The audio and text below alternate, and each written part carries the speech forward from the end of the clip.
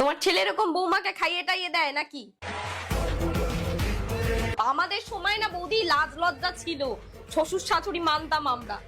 এখনকার আমরা বিয়ে করেছি দিদি, কেউ একবার বলতে পারবে যে আমি পল্টুর বাবার হাত ধরেছি একটা এরকম আঙ্গুল দিয়েছি? কেউ বলতে পারবে?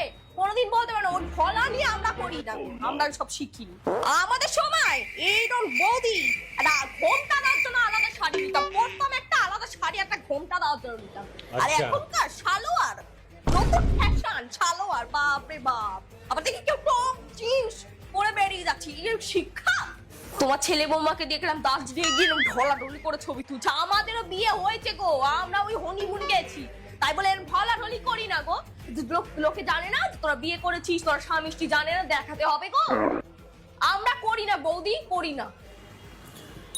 বাবা, তোমার বৌমাটা কি নিয়ে গেল?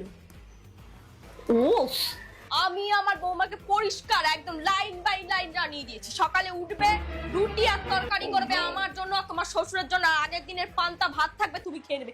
ওর আবার অত কি গো, কম বয়স, আমাদের খেলে ঠান্ডা ফান্ডা লেগে যাবে, কম বয়স ওই খেয়ে নেবে, এখন খাবে না তো? আমরা কম খেয়েছি বলো বৌদি? আমরা কম খেয়েছি? বাজে জিনিস বাজে কি? আগের দিনের ভাত তো বাজে কি?